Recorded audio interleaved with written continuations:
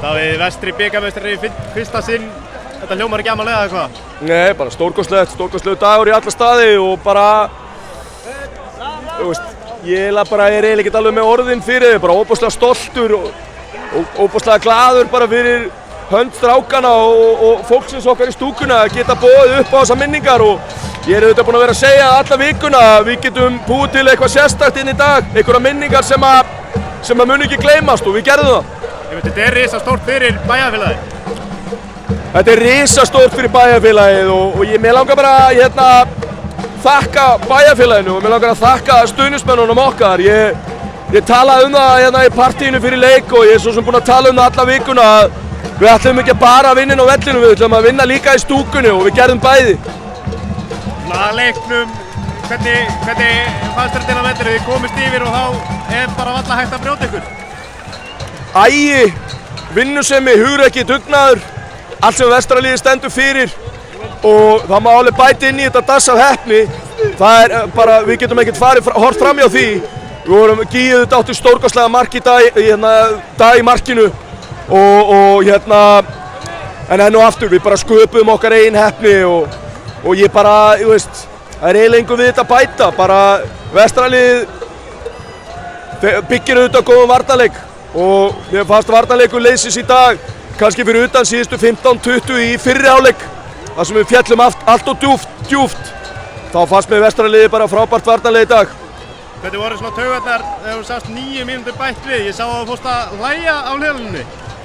Já, það eru margar ákvarðanir einhvern veginn í dag sem að mér fannst hálf hlægilegar en ég ætla bara að vera sigurvegari í minni hugsun og mér fannst þetta bara að vera challenge fyrir liðið mitt að þurfa að horfa á 9 mínútur á klukkunni. Auðvitað meiðist Patrik Pedersen en það tók ekki 9 mínútur en mér fannst það að vera kannski 2 en þú veist, ég veit það ekki, bara kannski brosti ég bara út af stressi, ég veit það ekki en bara við verðum að viðurkenna það, við vorum auðvitað að spila móti stórkostluðu liði Vals og mér fannst við svona heilt yfir ná að halda þeim í skefjum, kannski fyrir utan þessar 15-20 í fyrri hálfleik og auðvitað kaflar í seinni hálfleik og ég fer ekkert ofan að því, voru líka heppnir.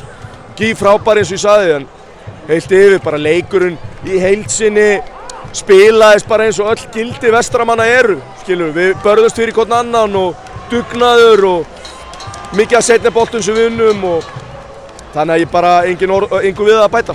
Þetta er árangur sem fæstir myndi allavega að trúa fyrir mót að Vestri myndi lyfta mjólkurbikarnum núna í ágúst.